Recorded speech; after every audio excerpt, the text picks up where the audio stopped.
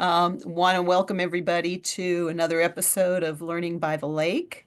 And tonight we have Rhea Hirshman from the class of 1968, who has devoted a lot of her life to the studies and the sharing of the knowledge of women and gender studies, has written extensively, and has the record of most presentations at Learning by the Lake. She did her first one on abortion back in 2022 on Zoom, and then was able to present it again on the first live Learning by the Lake, which had to do with women, Wells and the women's movement. And here she is for the third time taking the lead. Um, Although there are some folks coming up quick behind you, Rhea, so Okay. but we will continue to pick her brain. And you all saw the write-up about her presentation. She's going to let us know that some of the things that we never thought about how decisions are made, about what is normal, what is average, what is um, uh, considered to be the standard, and how women are often not included in those decisions. What I'm going to do is give Rhea a chance to she's putting up a few things she wants you to look at, and she will Yeah. share So her screen. I'm putting this up. It doesn't really have to do with today's topic, but I thought you would all get a kick out of it. So just give it a read, Okay. and then I'll take it down and I'll put up something else that is relevant to our conversation tonight. I like the idea of the combat trousers, that just spoke to me. Okay. And she will be doing her presentation. Randy and I will be monitoring the chat room if people have questions that they want to ask. Rhea, you would like to sort of keep Let me say something. yeah, Let me say something sure. about that. Okay. In general, save questions till the end, but if something comes up and you want to make sure to remember it, of course, put it in the chat. Also, if I say something that just doesn't make sense to you and you feel like you're not going to be able to focus on anything else because what I said doesn't make sense, please raise your hand and ask for an explanation during the presentation. I'll do my best to clarify whatever it is that is perplexing. And otherwise, we'll just do I hope a lot of discussion at the end. Okay. Okay. So Okay. Well, we're still admitting people, Rhea, but I think if you're ready, yeah, I think we should I get think we're started. ready. Okay. Anyway, so I hope you all got a kick out of this. And I will now close it, although I'd like everybody to. Okay, so that's stop sharing. And no, I don't want to update Zoom tonight. Leave me alone. Okay. Uh, so I am going to put no, I don't want to update tonight. Jeez. Hi, everybody. Don't we love technology when it works? Okay, so I'm going to start out with a, an, a, an immortal quotation from one of my students' papers. And let me do a screen share for this.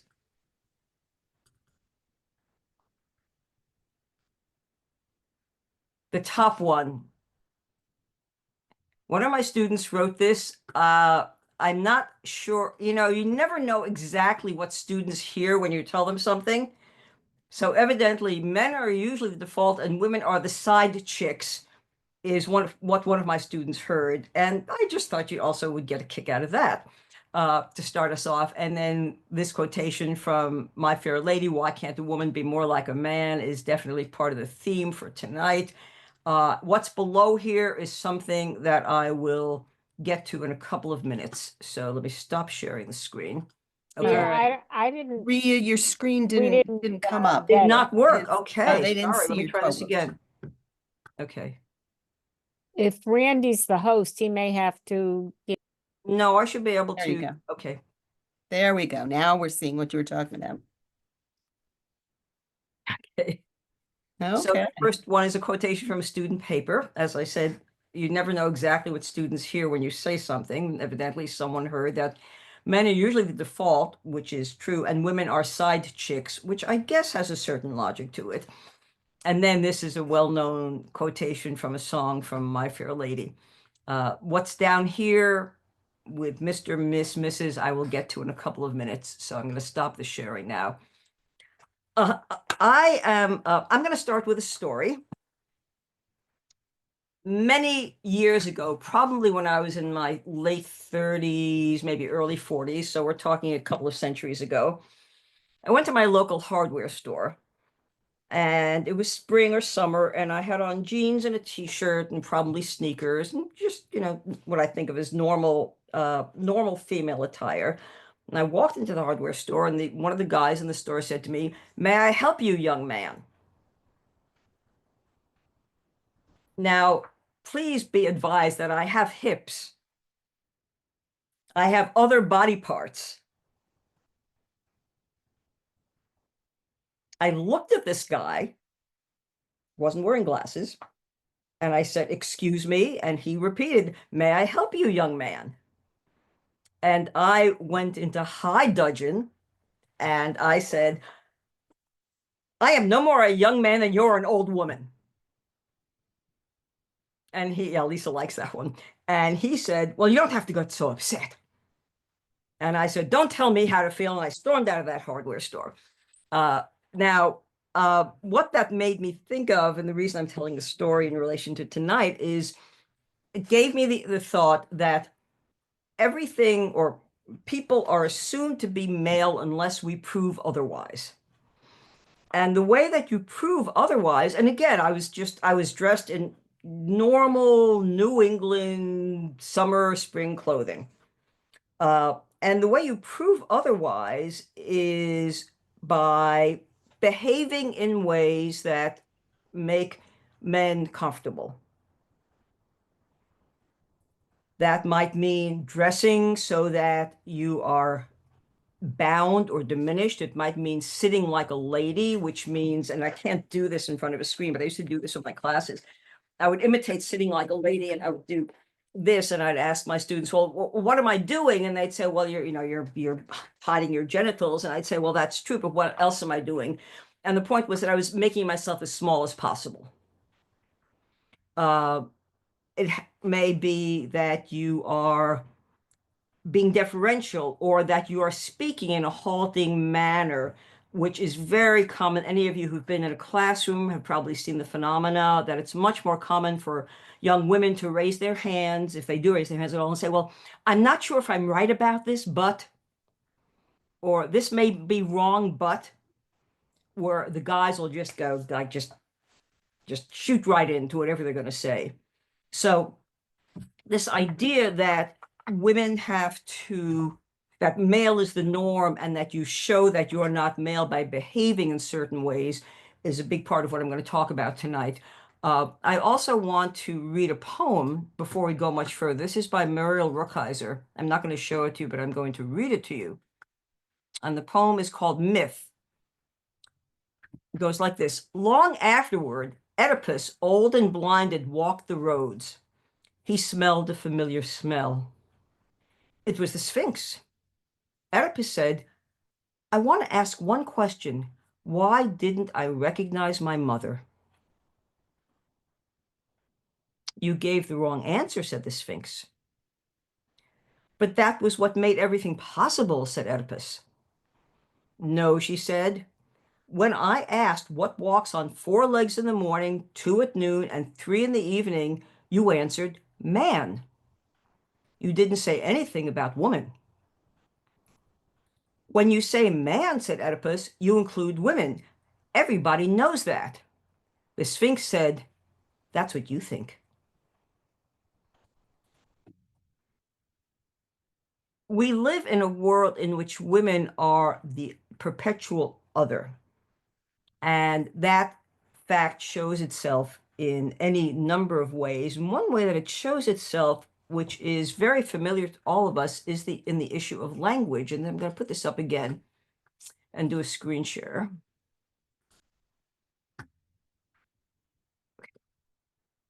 Now, I think I can scroll. Yeah. So I'm going to ask all of you to look at this series of words, and you'll have to unmute yourselves because I want to have this as part of the conversation, not in the chat. What are you seeing here? And don't overlook the obvious. There is only one definition of men, mister. Okay. And anybody else want to comment on it? You're married or not. If you're Okay, you have to indicate whether you're married or not. Anything else? Anything else anybody wants to comment on? There's kind of an impression of age in looking at the different female nomenclature. Okay, so Barbara, say more about that. Well, you tend to think of Mrs. as being older, Miss as being younger, and Ms. as being somebody. Actually, that's not related to age. That's more related to attitude, that you're pushy or you think more of yourself than you ought to, or I don't know. I'm looking at it from what might be a male perspective, but Miss Okay. is kind of, I refuse to be placed in either Ms., Miss, or Mrs. Okay, anybody else? I was once told I was being difficult by insisting on being Ms. Okay, I always thought Ms. was more your own attitude of yourself, that you wanted to be considered for yourself rather than whether you were married or not. That, independence kind of. okay. I think Anybody else? all of these just indicate that, like somebody initially said, there's one definition for the man, but all of these carry connotations either for they categorize you, and they indicate a status, which may mean something slightly different for different people, but And they indicate a status in relation to men. Yes. yes, oh, totally, yeah, Yeah. availability or not. Okay, there's one other factor here that is important. So anybody, I have a thought on the Okay, use go of ahead. the word Ms. Yep. And at what era that became popular. 70s. So I'm not sure the exact time date that became common uses, but I well, would think actually, Ms. has been present in handbooks for secretaries since the early part of the 20th century. Right. Really? Mhm. It Yeah. was if you look at, and I don't remember the exact date, I'm sorry, I meant to look it up, but quite early on. I mean, I'll say definitely before 1940 and even earlier than that, given as if you do not know the marital status of the woman to whom you are writing, it was considered an acceptable format, although it fell, as you all know, really fell out of use and was we shouldn't say rediscovered, but Energized. re-energized is a good word, thank you, in the 70s with the second wave of the women's movement. But it has been around for much longer than that. So it was not an invention of the women's movement. It was an invention of people who wrote secretarial manuals. There is one other factor that everybody, with the comments that everybody made, which were right on target, but there's one other factor that nobody mentioned that I think is really important. And again, that's part of this whole conversation, is that, and it was implied in what several of you said, a man does not have to choose, unless he's a doctor or a reverend, or, a man who doesn't have a professional title is just Mr. He does not have to choose. He does not have to spend any energy choosing. A woman always has to choose, and she will always be judged. Even if the judgment is a positive one, even if somebody says, good for you for using Ms. instead of Miss or Mrs., doesn't, well, of course, the judgment does matter, but in the context that I'm talking about, the judgment doesn't matter. The fact is, a woman always has to make a choice. It's a little bit of energy she has to expend, and someone will always judge her for the choice she's made. And that's a little bit of energy that men do not have to expend. And this format of women having to pay attention to and expend energy on fill in the blank is a theme that runs throughout our lives in ways that we don't even notice it, because here's this group of really smart women who had really good comments about this, and nobody thought of that piece of it. So, Fran, is that your hand? It is. I wanted to just mention that, down here in the South, I've witnessed the phenomenon of everybody being Ms. M-I-Z. Right. regardless of age. But also, there's one on there that I thought you might want to think about, Rhea, Sure. that's not there. That's Missy, No. which down here can be either a term of endearment or a Mhm. term that says, all right, you get back in line. Fine. Yeah. Interesting. Okay, good. Thank you for that. But I also Another, think, yeah, Lisa. no, I was just going to say, and it's not really about Ms. versus Mrs., but for so many women who chose to change their last names at the time of marriage or at the time of childbirth, so that as their children went through school, to the pediatrician, to art class, whatever, that their last name would match that of their children. Otherwise, they're questioned in terms of their relationship. And Right. I know a whole subset of women who chose to change their name to match their husband's last name, but chose Ms. so there was no question that they were independent in that sense from the marriage.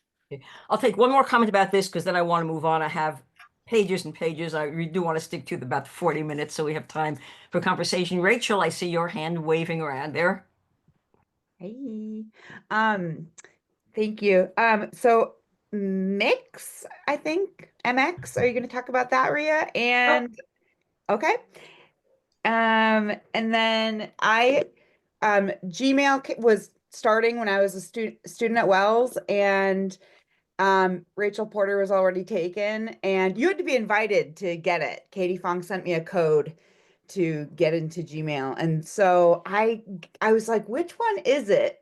And I couldn't remember, and I would have done MS, and I've hated that for 20 something years.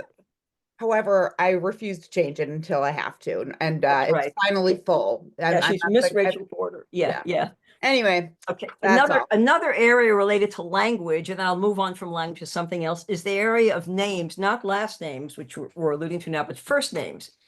There are tons of women's names that are based on men's names. And I challenge all of you, and I've challenged my students. So far, nobody has collected the pizza that I've offered them, to find a man's name that is actually created from a woman's name, not where the names are the same, like Leslie, or, some of the names now that have become gender neutral, like Jordan or Madison. But when you think of women's names created from men's names, just 3 examples: Roberta, Paulette, Annette. There are no men's names that I've been able to find where the name is actually created from the name of a woman. Are you all following what I'm saying?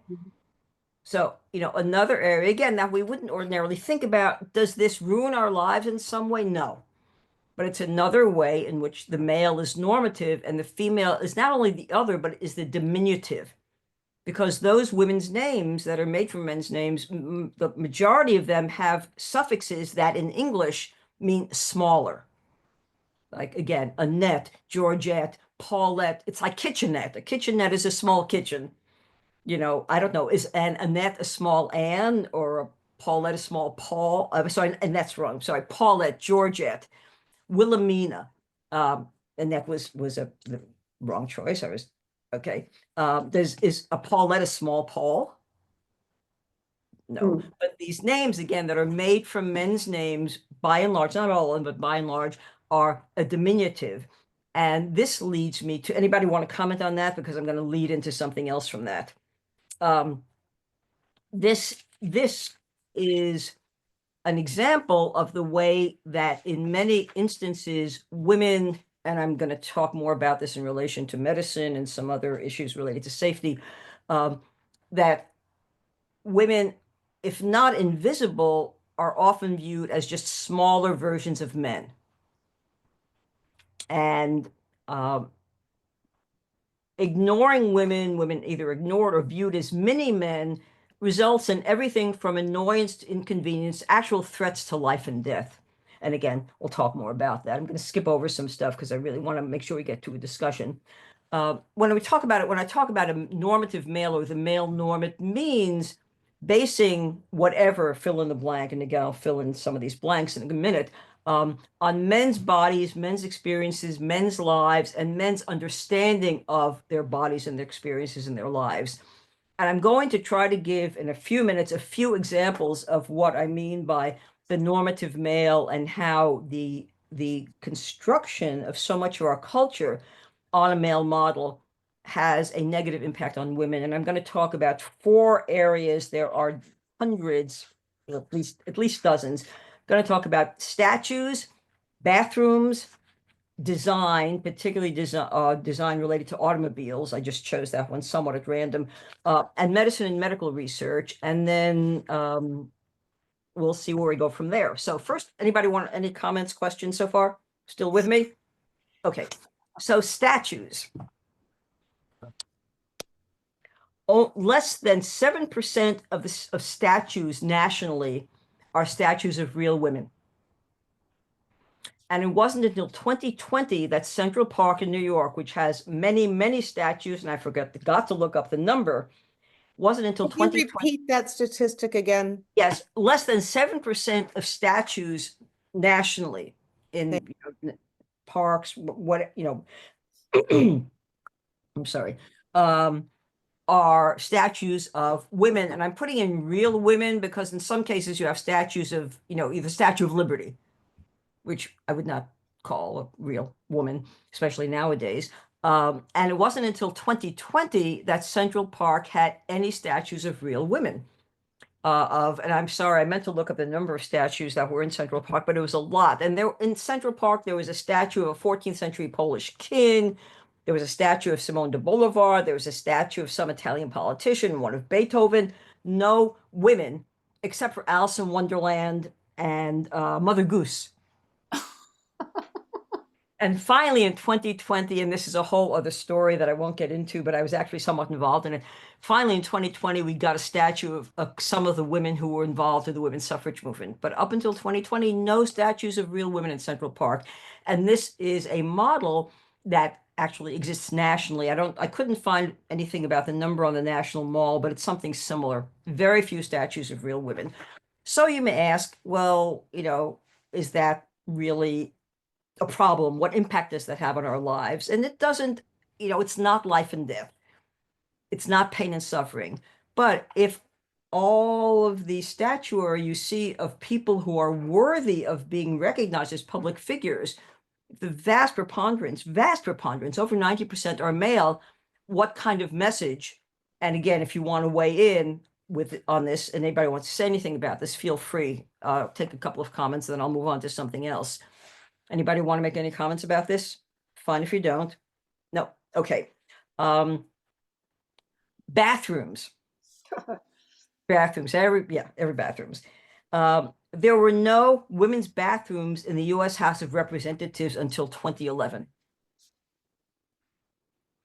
Now, this is not because the men who ran the government said, we do not think that women should go to the bathroom. It was because it didn't occur to anybody that there would be women in the House of Representatives. Again, the male norm, a representative is a male, a white male, almost always as well. So up until 2011, no bathrooms in the House of Representatives for women, and women had been House members since 1917.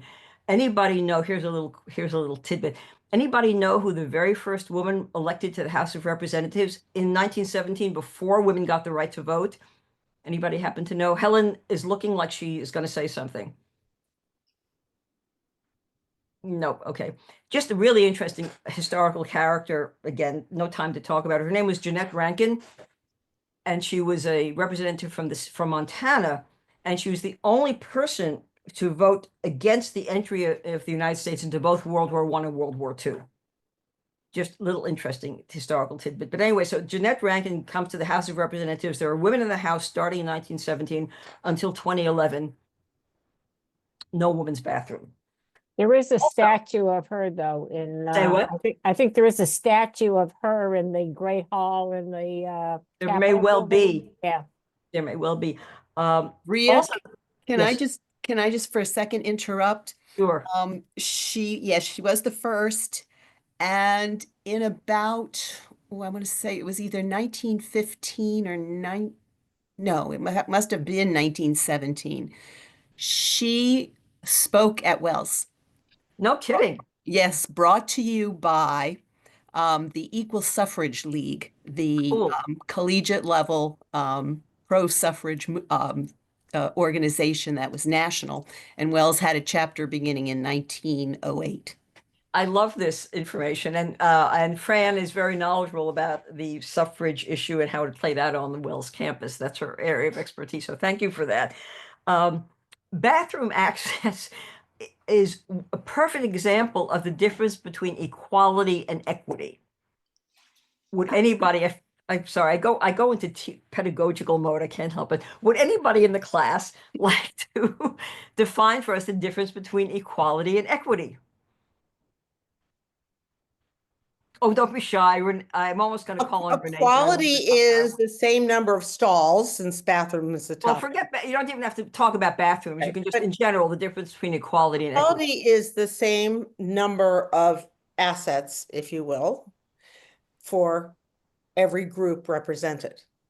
Equity is the proportional amount of resources to each group dependent on their need.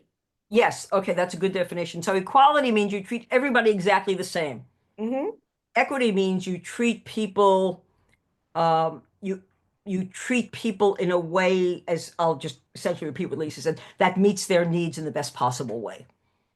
So as far as bathrooms are concerned, it looks like, half the bathrooms for women and half the bathrooms for men is certainly equitable. It's equal. I'm sorry, it's equal, but it's not equitable because, and I know you all know this, certainly feel like I'm preaching to the choir here. Women have more needs for the bathroom than men do for a number of reasons, and some of which, some of them we laugh about, but some of them are serious. For instance, women are the majority of the elderly and disabled because we live longer. That's correct. Of course, we have menstrual periods. Women get pregnant. Women are much more often likely to be caring for kids and elders who need to be taken to the bathroom. Women get more urinary tract infections and need the bathroom more often than men. So there are all sorts of reasons that really designing with women in mind, with women's needs in mind, means providing more bathroom facilities, something which is not done very often, although some municipalities are requiring now a different proportion of women's to men's bathrooms. Yeah, Rachel, go ahead. Thank you. I just wanted to add in about like disability and age and everything with things like bathrooming issues and healthcare, just because they're kind of invisible. So you might have like a lot of UTIs and that means something else, is an issue. That's a little bit of a ramble, but It's okay. yeah. We're here to ramble. It's okay. Just to add like disability in there with, Yeah. the Absolutely. intersectionality. And, Absolutely. yeah, I may have lost it. Sorry.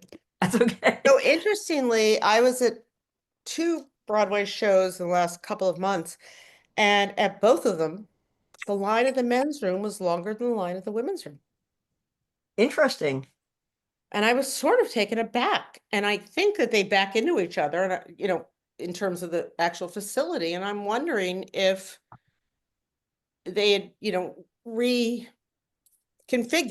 and put, more stalls in the women's room. I didn't go searching for that answer, but I was very conscious of it.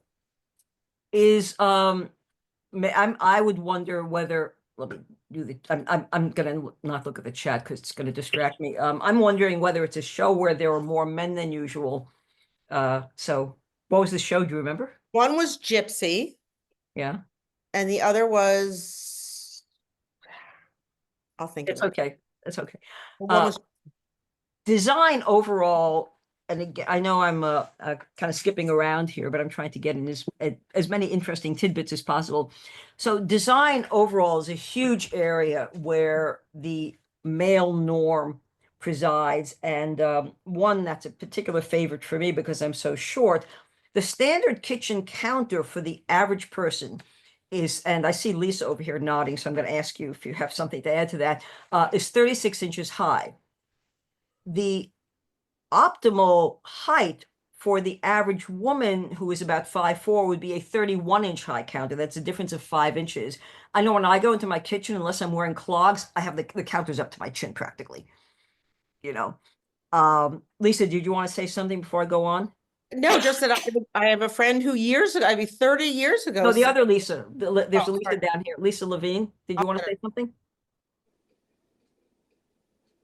I'm very short, extremely short. So I definitely can relate to all of that. Okay. Okay. Yeah. And there are so many areas in which design, again, is just in which design is done for men. I'm just going to name a few of them, but then I'm going to talk about one a little more length. Musical instruments. The octave for women's hands can be a real problem. Any of you who play the piano. Tools, personal protective equipment in construction, policing, military, not a matter of just size, but the way something is shaped. It doesn't do a lot of good. And again, so many of you are probably in professions where you've seen this firsthand. And if you want to share that during the discussion, I think we'd all be interested in hearing about that. The one area that I'm going to talk a little bit more about in detail, I just chose this more or less at random, is auto design and auto safety, and how the male norm affects women in that area. Crash dummies well, I'll start with the statistic.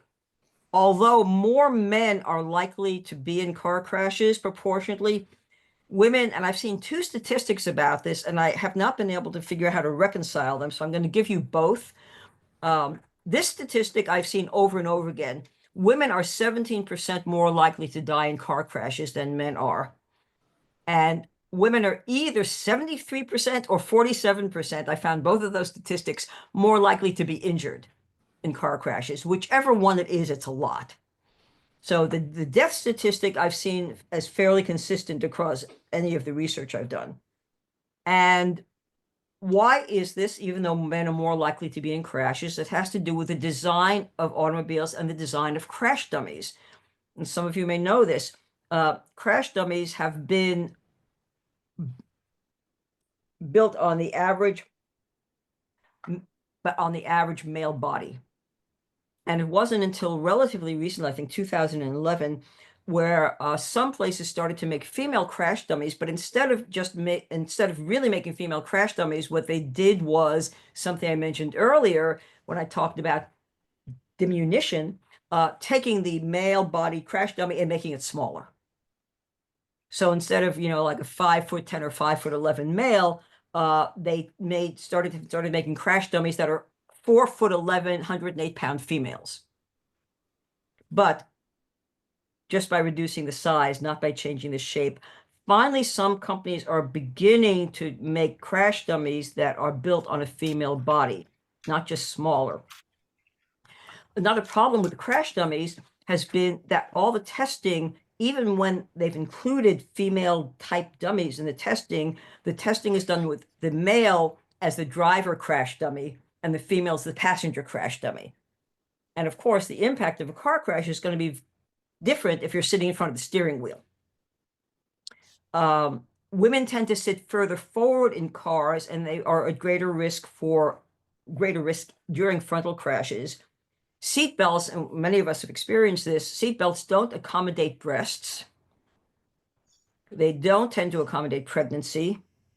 And women are more likely to suffer from whiplash with the way cars are designed because we have less musculature in our backs and our necks.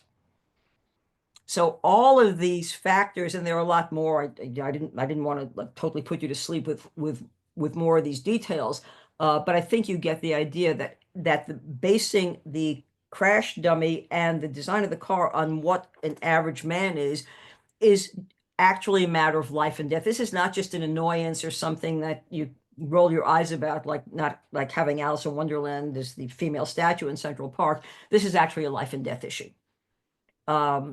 Anybody want to comment on this before I go on to a few other, anything else? Okay. I'll just add an obvious one, the airplanes, when you get on with your luggage, definitely built for upper body strength to be able to put your suitcase right in that bin. Yeah. Some of them are even impossible. Even for some men, I had to help, Yeah. Yeah, that's another one. Barb Jones, did you have your hand up just now? Yes, just Okay. this was implied in a lot of what you were saying, but the crash, excuse me, the what do you call them? The airbags.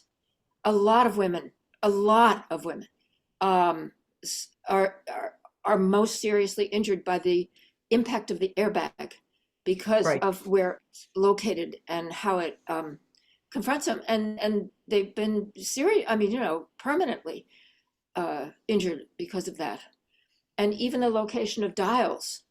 Unless you're up a certain height, it doesn't matter how. Yeah, the whole thing.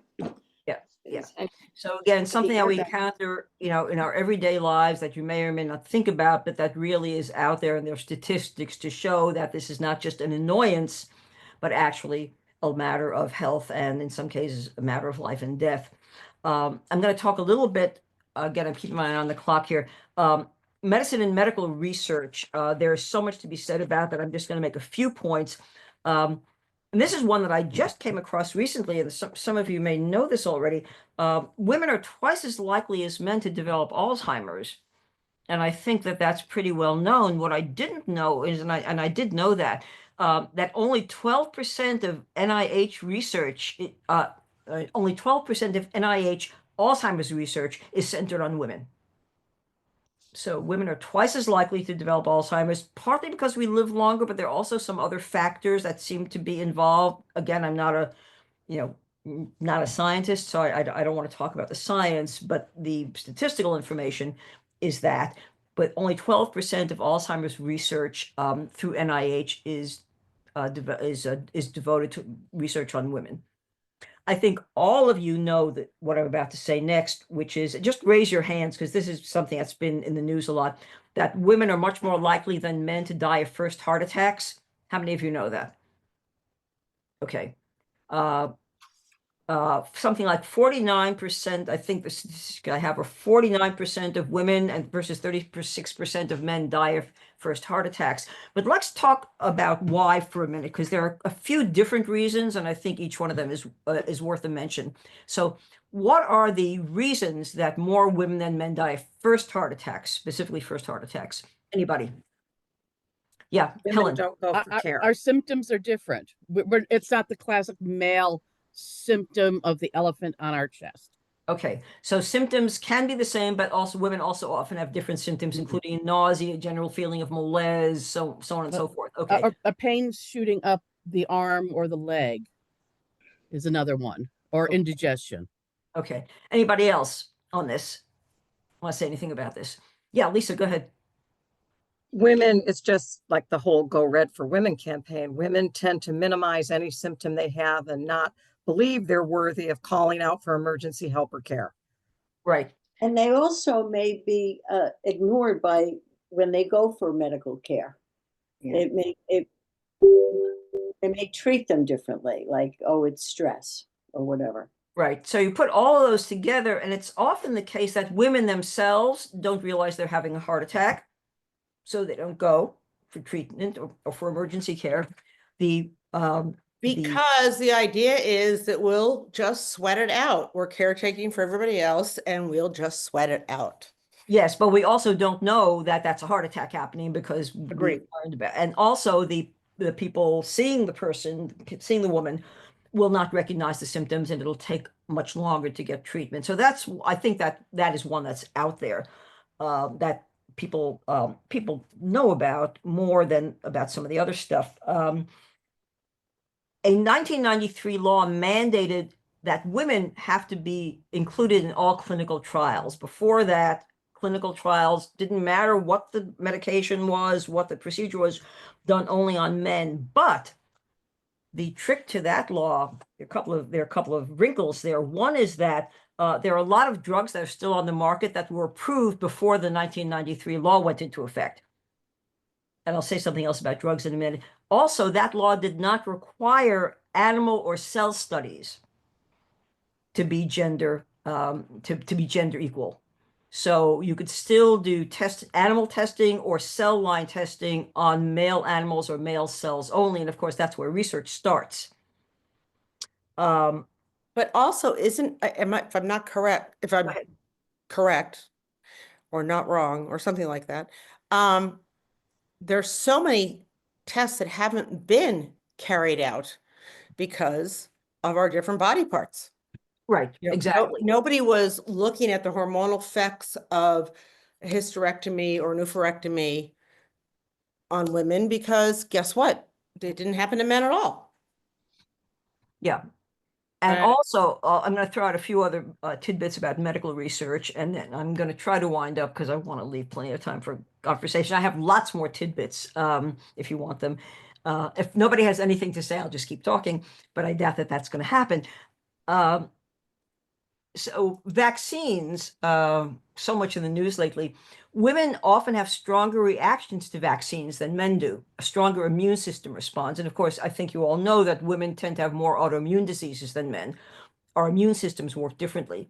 But vaccinations are essentially one size fits all, which should not be the case. And again, it's not just a matter of body weight. It's actually a matter of, all the other stuff that goes into being male or female.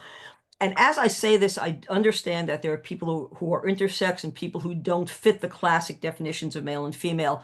And I don't mean to ignore them, but because this is a relatively brief time we have together, I'm talking in the terms that I'm talking, and I just don't want you to think that I'm not cognizant of the lives of other folks who don't fit neatly into those categories. Menopause is understudied, as are migraines, endometriosis, chronic fatigue syndrome. All of these that affect women much more than men just don't get as much research as other diseases. Women are often over-medicated because dosages are calculated based on men's bodies. And again, not just a matter of body weight or size, but women and men, and the research into this is really just beginning, tend to metabolize medications differently. Often women metabolize medications more slowly than men, which means that the medications have a stronger effect. Again, another area that needs to be paid a lot more attention to. I am going to not quite stop there. I'm going to throw in one more point. Another area of great interest to me is the literary canon, which is a whole other conversation, and the way we study history, which is a whole other conversation. I'm going to end with another quotation from Muriel Rukeyser, whose poem I read to you at the beginning. And then I have many more tidbits if there's not much of a discussion. Muriel Rukeyser, in a poem about the German poet, the German artist Kata Kalowitz, wrote this line that I think a lot of you will recognize. She wrote, "What would happen if one woman told the truth about her life? The world would split open." The world would split open. Okay, so I am going to, it's 8:15. I will go past 8:30 if people want to keep talking, but I do want to be respectful of the time we need for discussion. And I'll open it up to anybody who wants to say anything. So let's get started. Okay, Lisa, we got some folks in the chat. We have Lisa Howdy Young with her hand up. Lisa Marsh Ryerson, I'd love to give you a full course. We'll talk about it. First of all, Rhea, I'm not so far south of New Haven that I couldn't come audit your classes. So well, but I'm not teaching at UConn anymore. So we have to figure out something. We'll have to figure out We'll something. sort that out. But I'm Okay. struck by all sorts of other ridiculous things. So if those of us who were married at a certain age and perhaps ran the household and took their husband's shirts to the dry cleaners, and maybe it was 99 cents a shirt or $1.25 a shirt, but take a woman's blouse to the dry cleaner, it was going to be $6 to have her blouse. Same Brooks Brothers cotton shirt was significantly more if you're a woman. If you have very short hair, a man goes to the barber and it costs him $12 to get a trim. A woman goes and it's $25 because it's a woman's haircut. Okay, I'm looking at the comment from Helen in the chat. Crosswalk like blah, blah, blah, blah, blah. Helen, why don't you say it because it's yours? Then I'll want to. Okay, years ago, a friend had pointed this out to me. Things have changed here in the Cambridge, Boston area. Our crosswalk lights are longer, but for the longest time, I'm short. I'd start across the street and the light would change. It would, the flashing red and form to the other side, it's red. Well, that crosswalk light timing was based on a 6-foot male, 45 years old, in good health. So for short people or people with disabilities or pulling weights along, kids in a stroller, it wasn't designed for us, and we're the pedestrians. So that's changed, at least here. I don't know about other communities, but living in this big blue bubble of Metro Boston, I don't know how the real world functions anymore. You pointed out another area that's where this issue of what of designing for men or designing for the average person becomes designing for the average man. Urban design, urban planning, that's a whole other area. Again, we could do a whole talk just on that. But another issue that comes up in that context is lighting. Street lighting, Is what gets what? lit, what doesn't get lit, when the budgets are cut and lighting is reduced, who does that have a greater, on whom does that have a particular impact? So, so it's male as the norm, male as the average, male as the, I have a third one here, male as the norm, male as the average, and male as what matters. All of the, okay, Fran. Yeah, sorry, it's Randy's computer. Yeah. I wanted to point out that something that has not only health ramifications, but also legal ones. If you give a 150-pound man and a 150-pound woman the same amount of alcohol, the woman will become drunk faster and she will stay drunk longer.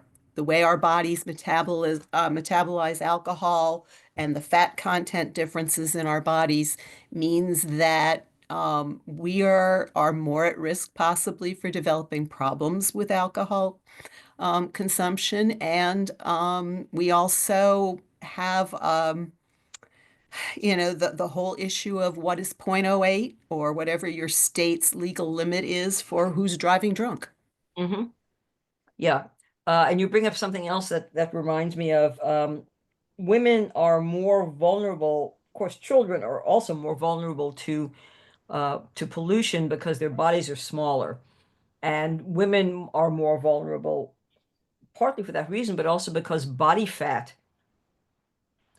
There are certain, and I didn't look, Stores things. but there are certain chemicals for which body fat is much more receptive than muscle, and we have a higher proportion, women have a high proportion of body fat, so women are often much more subject to the deleterious effects of pollution than men are, even if the body weight is the same. I saw another couple of hands. Lisa, let me see if there's anybody else want to say anything. That's okay. Let it get a man. Say what? No. Go ahead. Oh, Christine, is that you?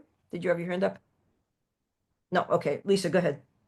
I'm struck by, I worry that, let's just say, and we know this is being recorded, I can practically hear a back room of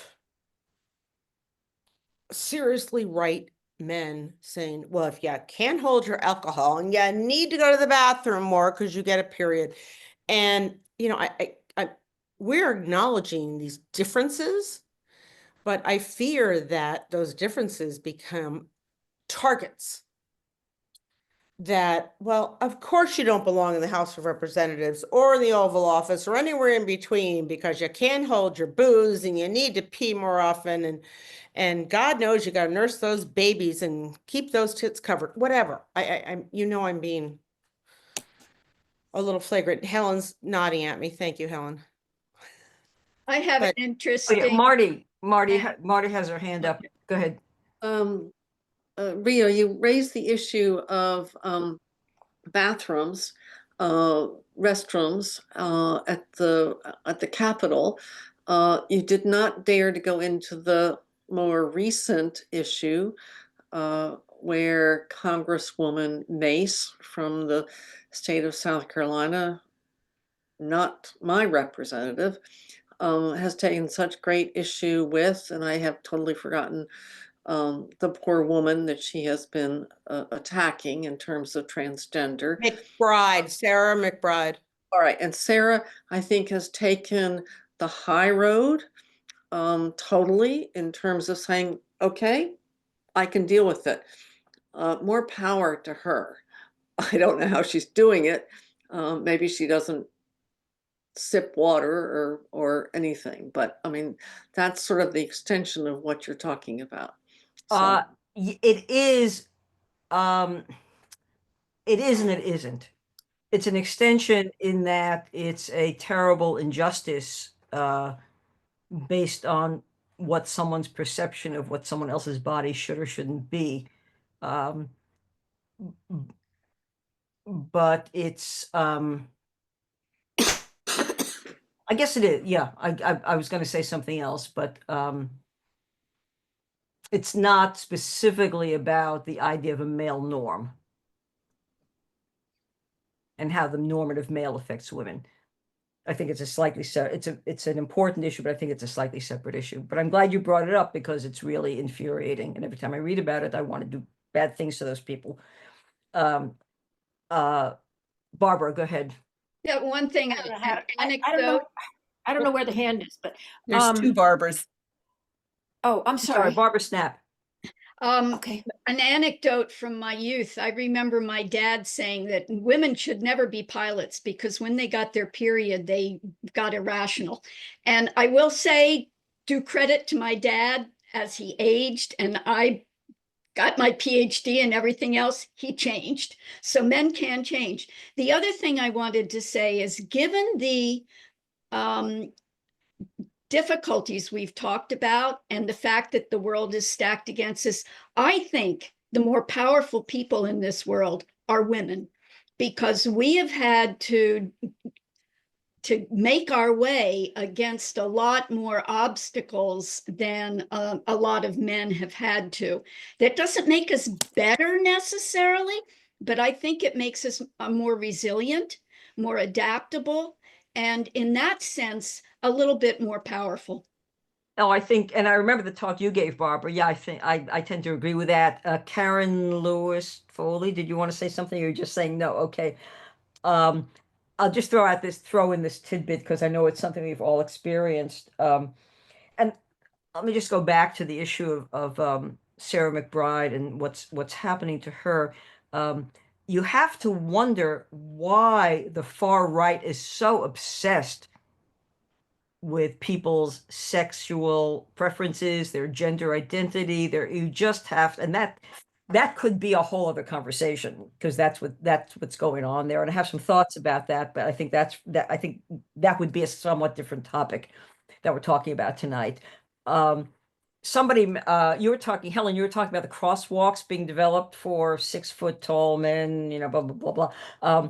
The standard for office temperatures was developed in the 1960s based on the resting metabolic rate of a middle-aged man. And we all know how that affects women. In a three-piece suit, no doubt. Yes, and yes, thank you, Lisa. I was about to say, and also women tend to wear less clothing, especially in the warmer weather. They're not wearing suit jackets. So just, for any of you who have just died of frostbite in an office, I thought I would throw that out. Can I throw in another tidbit here? Oh no, there are some hands up.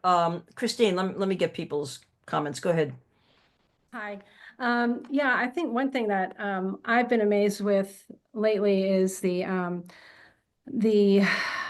enthusiasm for menopause research and for getting women the health care that they need in hormone replacement therapy, and that there are options, and that the Women's Health Initiative that came out really did a generation of women a huge disservice. And I was lucky that I started with a male gynecologist who said, Christine, let me tell you about this.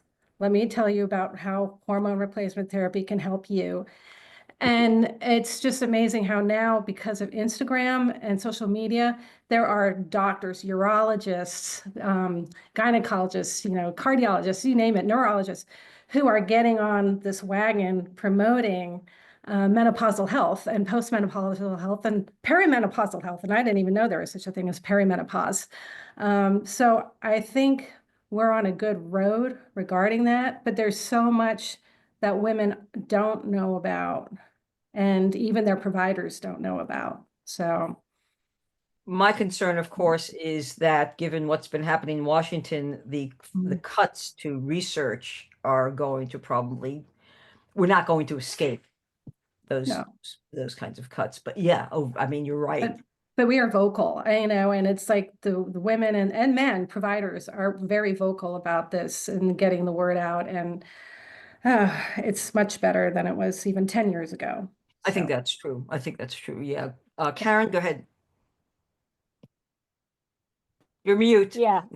Okay. I was just going to throw in a quick story about my mother, who was a very strong, independent woman. And she worked 3 jobs. My father did the grocery shopping, the laundry, and the cooking, which was, you know, so when I came to Wells, I thought that that's the way everybody existed. You know? I was like, what is all this women's lib, you know, stuff. Anyway, but my mother taught, when she was teaching driving was one of the things she did. And she wanted to become a motor vehicle inspector. But they were, of course, were only men. So she said, well, why? She said, what is it about this that only men could do? And they said, well, you know, sometimes you might have to crawl underneath a car. Well, my mother knew more about cars and had been under several cars, you know, in her life. So, but they would not let her become a motor vehicle inspector because only men could do that. But I remember being in high school and wanting to go to a women's college because when I was in high school, only the boys were allowed to do the audio visual activities.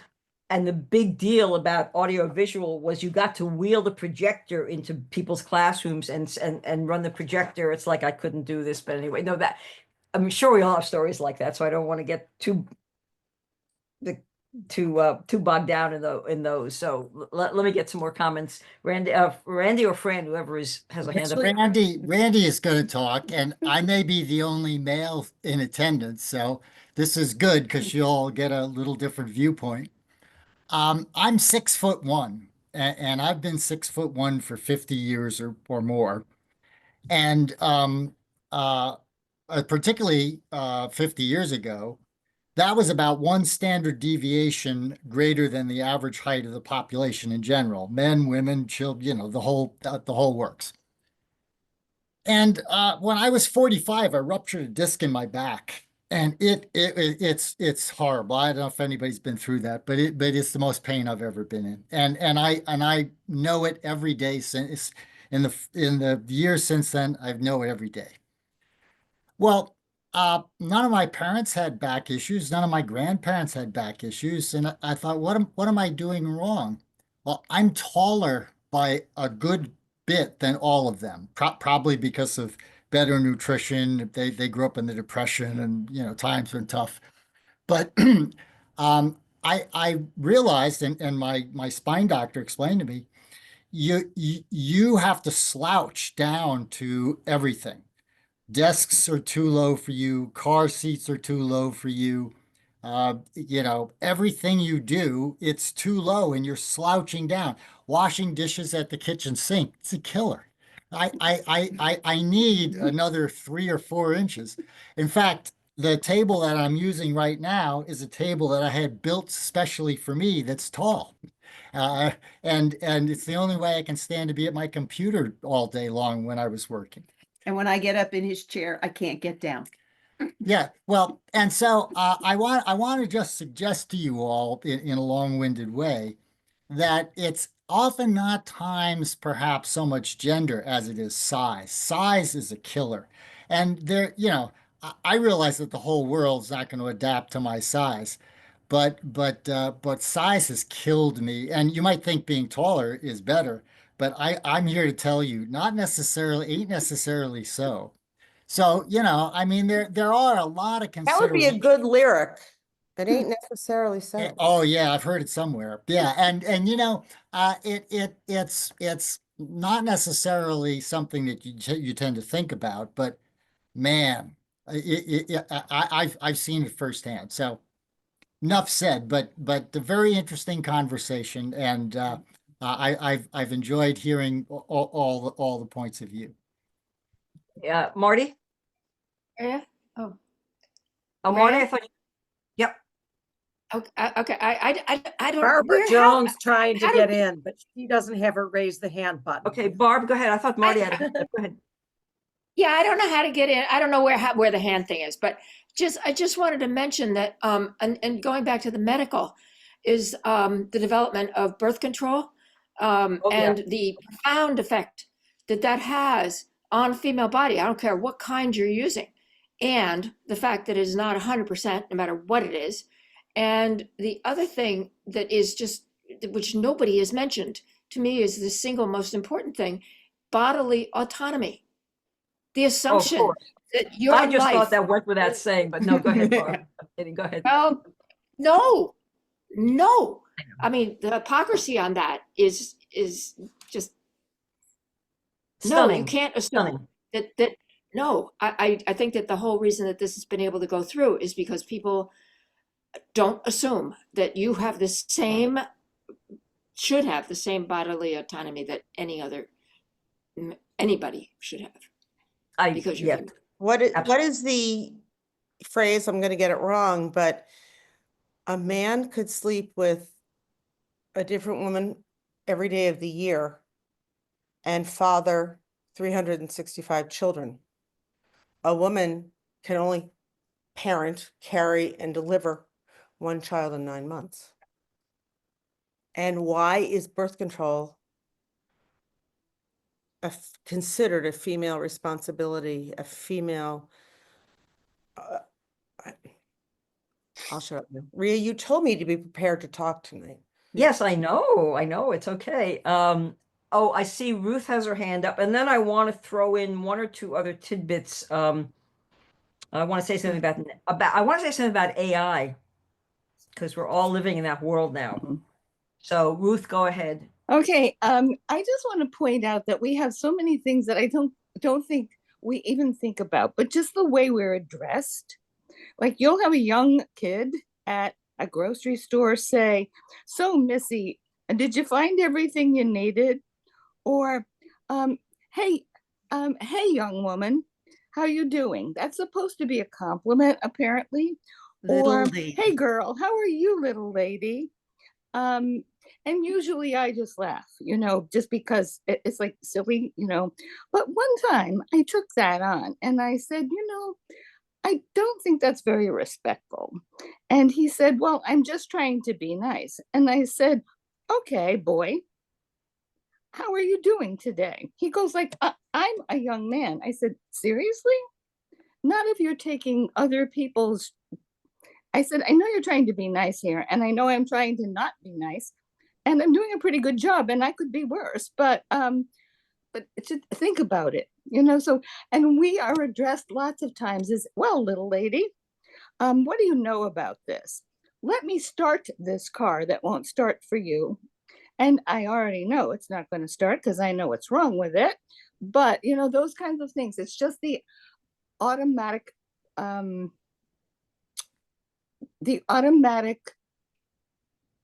presumption that being addressed. Deference. Yeah. Yeah. And anyway, thank Well, you. that adds age into the mix. But Rhea, when I was not yet 30 and pregnant with my second child, and my obstetrician and gynecologist was a group. So you met each doctor several times over the 9 months, and one of them would turn up when you were delivering. And I was asked to, lay down and pull my dress up so far and whatever. And Dr. whoever, I said, "I'm sorry, I'm not doing that." And what? I said, "Well, I haven't met Dr. whatever his name was. And I'm not going to meet him while I'm laying down with my dress up and my pantyhose down." And they looked at me like I had 3 heads. I said, "Sorry." I want to get us back to the original topic. I'm sorry. That's okay. Can I just do one? Say what? Can I just do one, Rhea, going Yeah. back to something that Lisa pointed out? Go ahead. The side effects of a male birth control pill are identical to the side effects of a female birth control pill. The headaches, the weight gain, the retaining fluid. You all know what they are. But interestingly, the decision to not make a male birth control pill, because men would have to put up with those symptoms. Yeah. Yeah. But to make a female birth control pill because women will just suck it up and live with it is something to think about. I'm going to contradict what I just said for a minute because I just want one more comment about birth control, which you can think about rather than have a discussion about it now, is to what extent do we want to put birth control in men's hands? I'm just saying it. It's out there. And I think there are pros and cons, and Myra has to say something about this. I really want to say something about AI. Go ahead. I do. What has been striking me lately is all the ads for men's virility pills, and while they're taking away women's rights. Absolutely. I find it it's such an amazing contrast. And for ED and and all sorts of things, but meanwhile women's rights are being taken back and taken back. Absolutely. And just think that ED is also the abbreviation for emergency department. So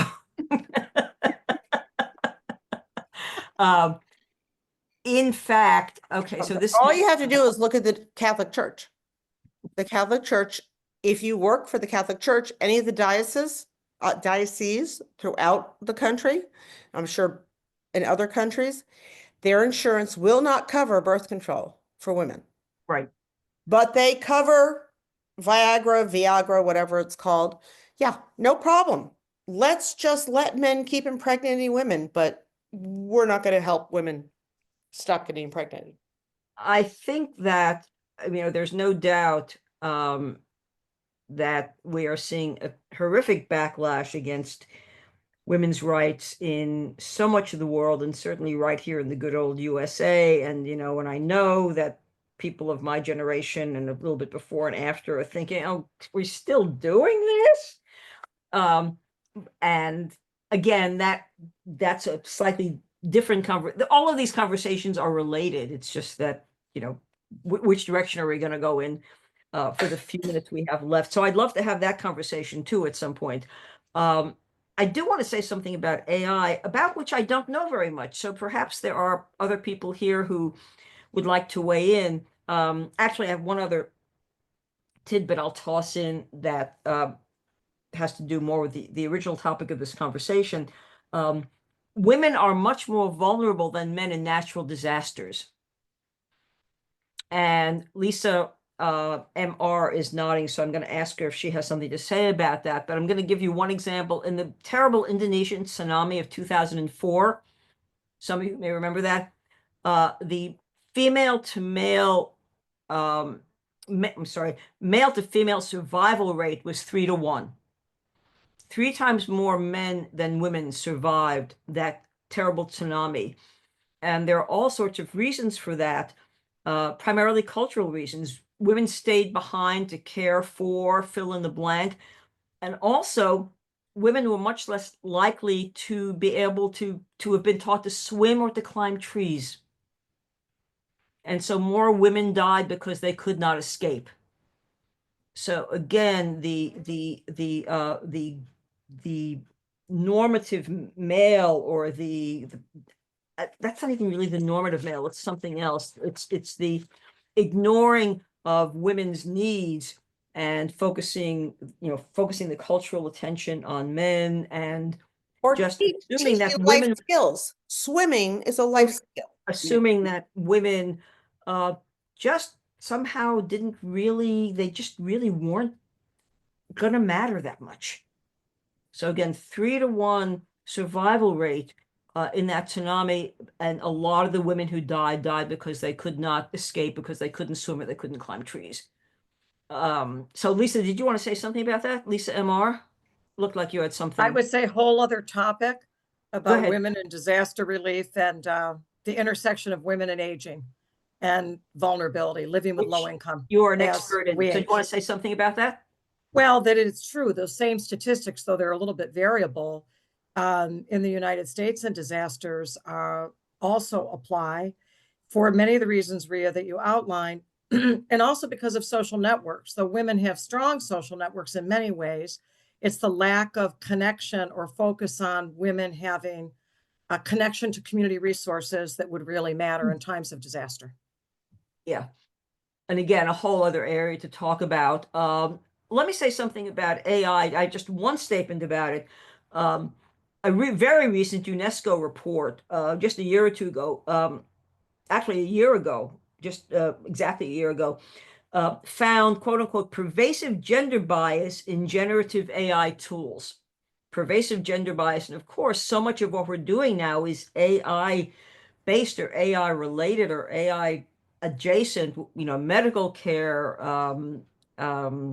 trying to think of some other examples. They're escaping me. And I'm just wondering if anybody here has any expertise in that area, because I'm really interested in it, but I don't know very much about it. And I'm wondering if anybody has anything to contribute. It's something I'd like to learn more about. Lisa, was that your hand? Yeah, I do, but Marty's had her hand up for a while.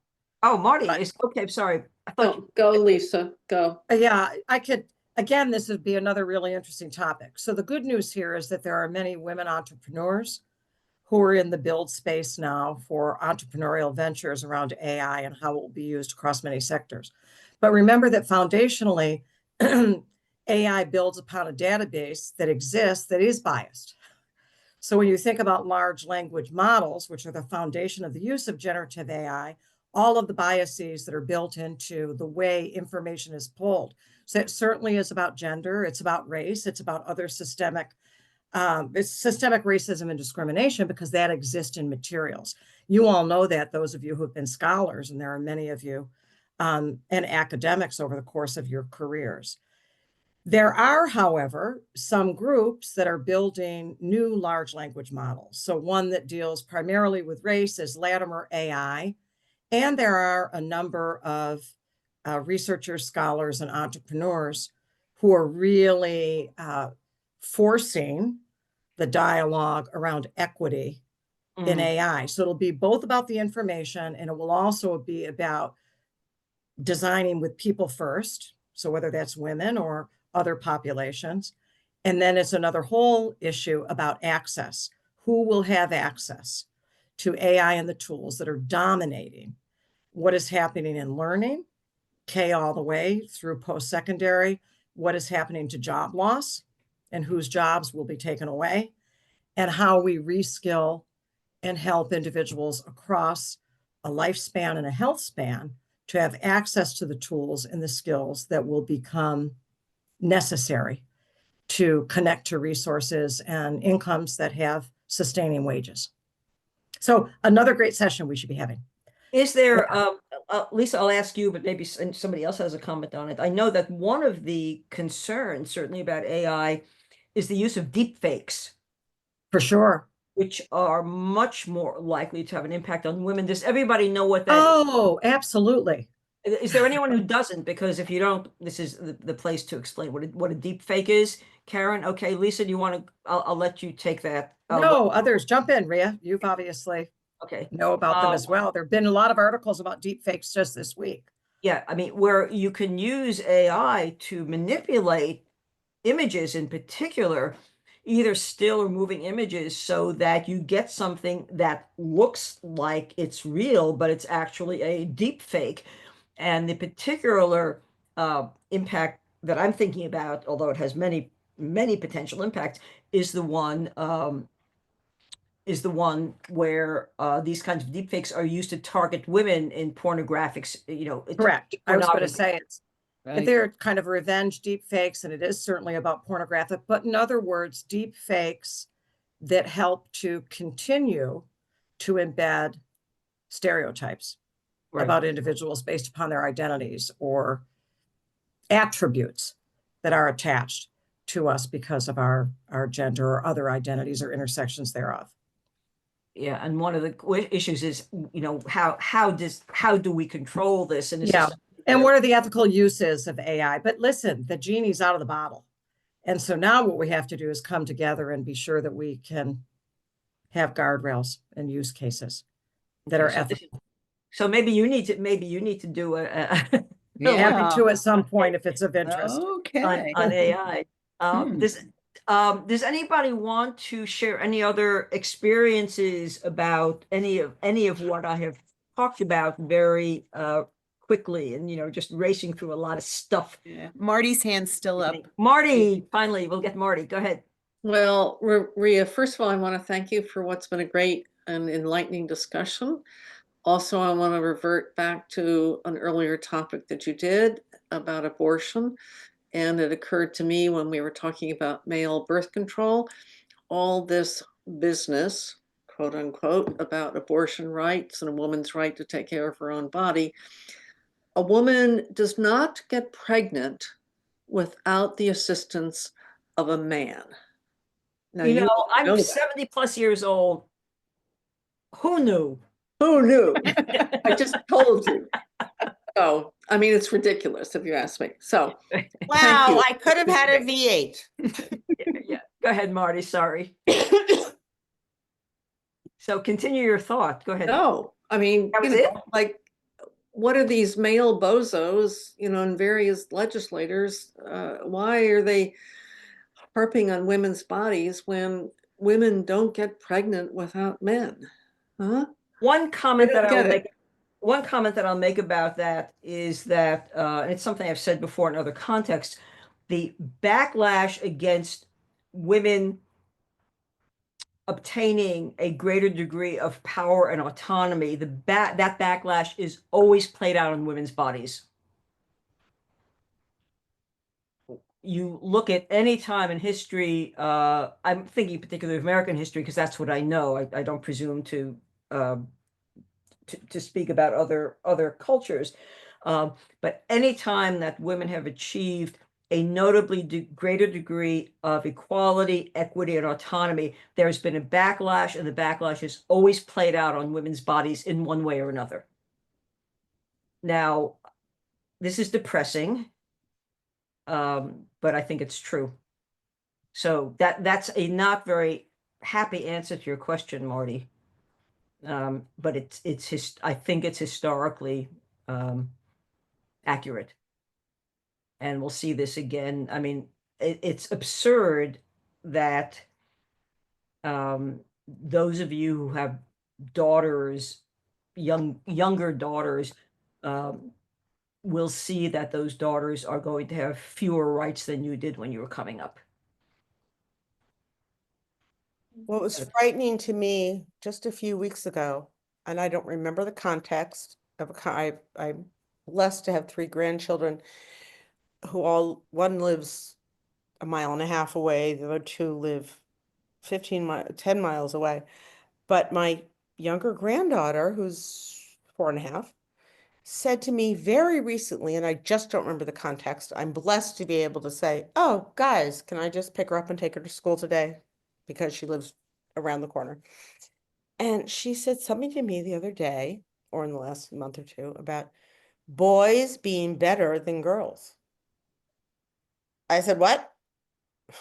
What? Who told you that?" I mean, I was just like vibrating. I said, "Well, Molly and Mary." I said, "Will you tell Molly and Mary, who are part of her little girl gang of 5 girls?" I said, "You tell Molly and Mary they're wrong. Boys are not better than girls. No one person is better than any." I mean, I was trying to dial it back and not like lose it, but I was trying, I was kind of losing it. Like, I said, "What do Molly and Mary know? Who put them in charge?" I was really upset by that. It's a You know, as we're having this conversation, I'll ask you to do a thought experiment. We're talking about women's rights and the degrees to which women's rights are being trampled on, rescinded, undone, use whatever verb you want. And think about how, let me see, I can say this. Think about how we take for granted that we can make statements like that. In this way. Yep. We can't imagine having a conversation in which we are saying, what are we going to do about the men? What about men's rights? What should men be able to do? Should men be allowed to do XYZ? Too many men are doing whatever.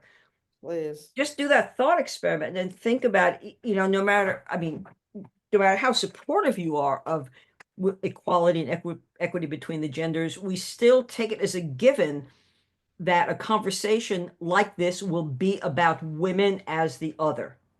And I said this at the very beginning, women as the ultimate other.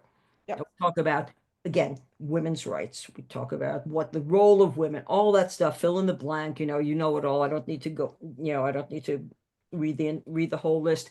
But when you think about reversing that, or if you think about even reversing something like what I was talking about earlier about the statuary and the number of statues of men and versus the number of statues of women, and try to imagine a world in which the opposite were true. I'm not advocating for that world because I don't think that would be any better. But it shows you how deeply, doing that thought experiment shows you how deeply embedded our notions about the places of women and men in the world. Does that make sense? Well, just the fact that we lump women in as minorities when we really are the greater part of the population. Oh, you mean DEI includes women? Silly Yeah. me. Silly.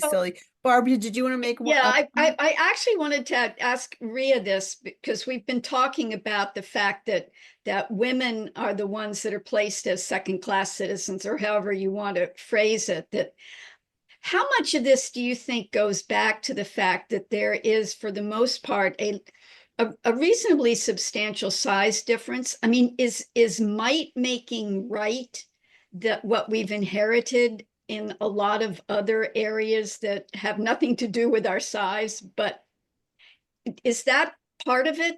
Just that they're bigger than we are. They can smash us whenever they want to physically. And is that mentally give them the same feeling that they can smash our ideas or whatever else? Karen Peterson would like to speak to that, so I will let Karen, because you haven't said anything yet. Go ahead. I think men are just jealous of women's ability to bear children. The creativity of being able to make another human being. It's amazing. I mean, I gave it a shot, but I got too scared and had a unnatural miscarriage. But I really think religion is all about that, and it's just it's building up men's egos, and this worshiping some male figure of a god, when really before that it was fertility. I mean, it was worshiping a woman's ability to have babies, and men figured out they had a relationship to that. I don't think it took them too long, but anyway. The other thing is maybe going way back there, they were actually afraid of women's ability to be fertily creative, because that is supposed to be the God figure in our the kind of religion that our heritage came from. It was the God figure that was the creator, but then here you have women who are the ones having the babies, and that that was kind of mysterious and a little scary maybe for men. I don't know. I've seen another theory. My answer, Barbara, is that, do you want to be Barb or Barbara? I was Barb at Wells. I was Barb with my brothers. I was Barbie to my and his friends. And when we moved, sorry. Well, when we moved to California, whole new group of people, I told my husband, I said, from now on, I am Barbara. Okay, Barbara.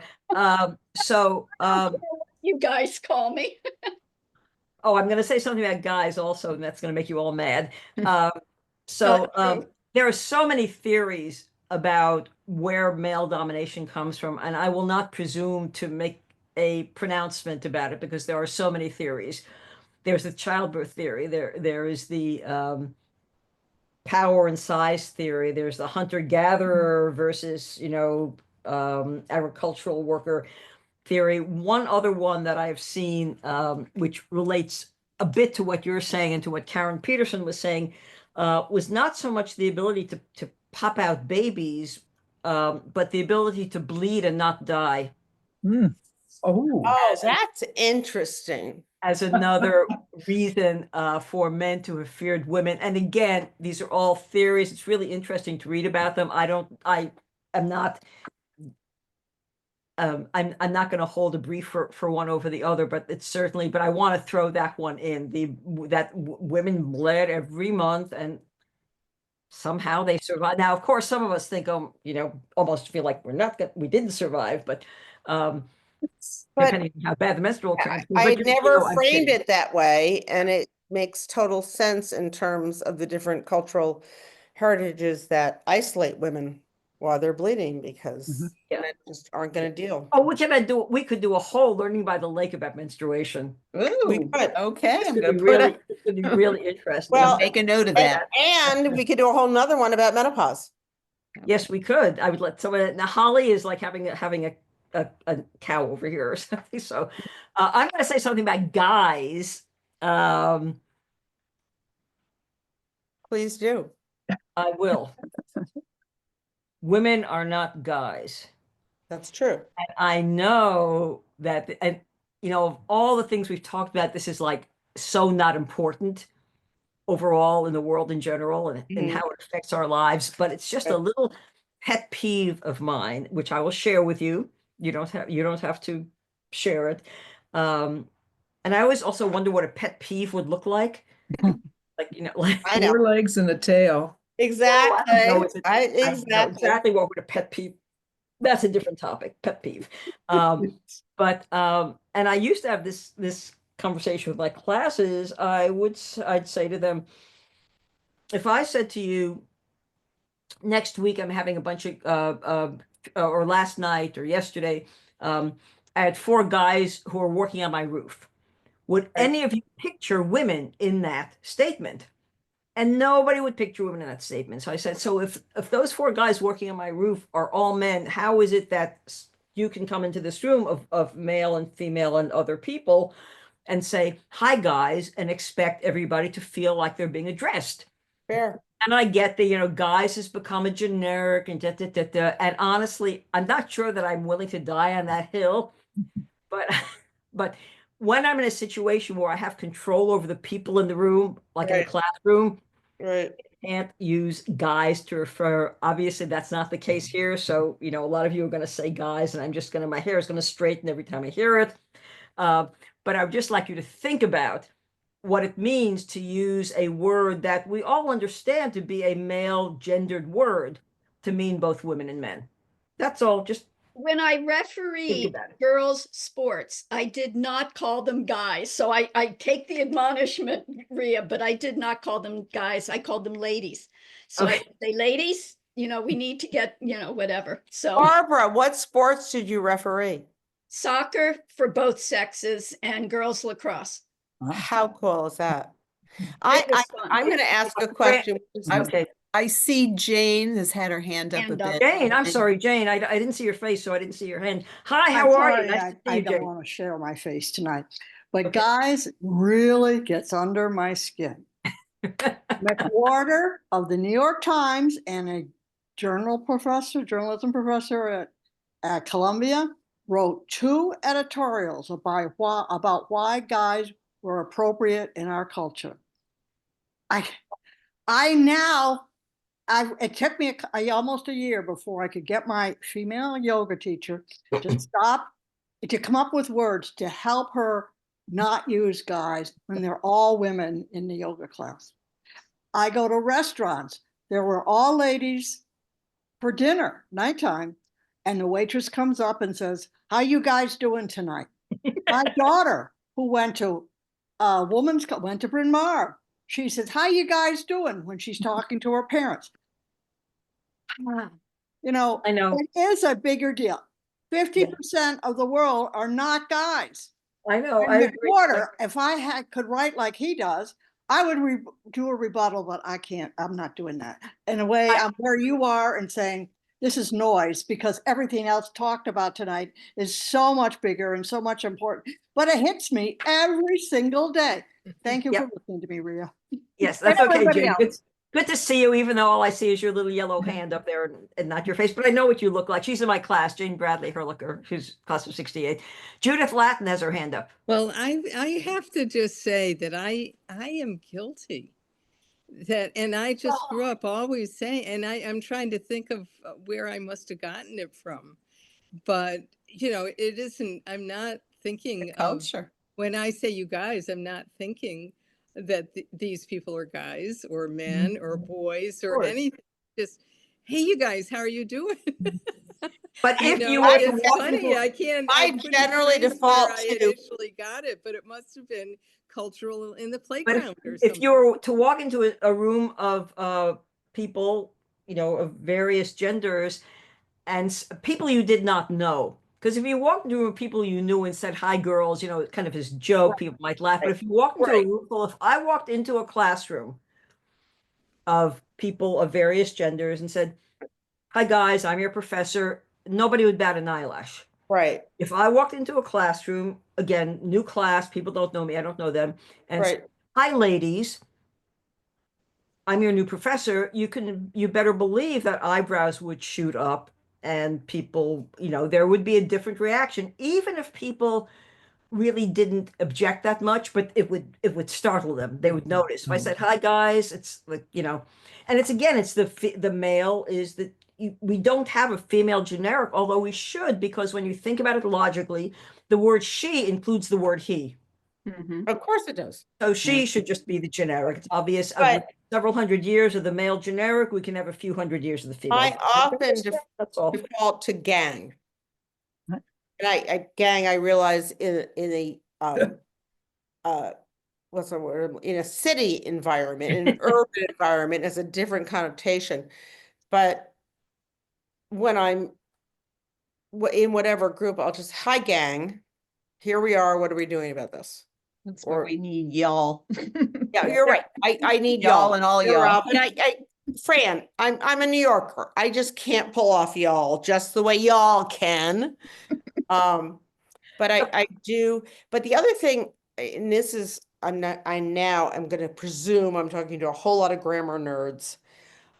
I struggle with the plural they, them. I really struggle with it. It's like fingernails on a blackboard.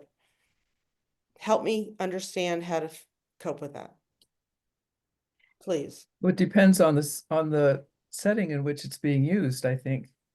Yeah, but I mean, so many people will say, you know, and you know, you read in all of the newspapers, you know, they prefer this kind of decor, or they will be working on this or that, even though it's a single person, single human being. But there are people who prefer those pronouns. Yeah, and That's a whole. I don't know how to wrap my head around it. So anybody, That's a whole nother discussion. That sounds like we're gonna. Ellen, I'm feeling so like who's leading that discussion? Rhea, are you leading that one too? I don't know. Maybe Helen, go ahead. I serve as the recording clerk, the recording secretary for my congregation.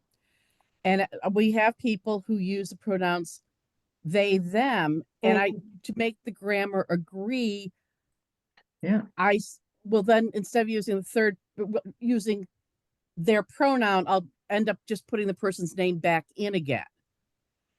And it's otherwise say Lisa Young moved that thus and such happened, or Lisa Young gave the report on such and such a topic. But then you won't say. I won't say Lisa Young gave they propose the next motion. So you'll stop a sentence and start all over again. I move the words around so I can have that subject verb agreement. Otherwise, I go crazy. Again, this is a whole other this we can have a whole other grammar session. It's a different conversation. Oh, Rhea, are you a grammar nerd? And proud of it. I love that you are. Excuse me. I fall somewhere between prescriptive and descriptive. I'm neither one or the other. I'm kind of I'm Are you an bisexual. acolyte? Are you I'm an acolyte bisexual. of Mary Norris? Say what? Are you an acolyte of Mary I Norris? am. I am very fond of Mary Norris. Oh, We should probably wind up. Yeah, so that or down. Rhea can get some sleep. I'm are you kidding? She's in my time zone. I'm not worried about her. I'm wide awake. Does anybody else have anything? I think it's all she's here now. Would anybody else like to? I'm guessing Randy's still here. If No, Fran's he went Randy- downstairs for something. That's okay. We It's can almost use- his bedtime anyway. We can use the generic she. As I said, she includes he. Is there anything else? Cindy, nice to see you. I'm just remembering our last session together. I feel a need to observe that I haven't heard the word patriarchy all during this discussion. Oh, I'm happy to say it. Go ahead. I'm happy to say patriarchy. Go ahead. It seems to me that we're struggling, generally speaking, with the twins of white supremacy and patriarchy, the evil twins. Yeah. And that they're both so insidious that so the struggle goes on. Yeah, right. As a friend of mine would say, white capitalist patriarchy. There you go. Particularly. Ways to slice and dice it. Yeah. Absolutely. Maybe that should be. I don't have any more quotations for you. I quoted the poems I wanted to quote. So I think, because I'm sure Fran would like to get going. Woman, Church and State by Matilda Jocelyn Gage. Yeah. Was written in the 1890s. Yep. She didn't use footnotes, but boy, it was very scholarly in any case.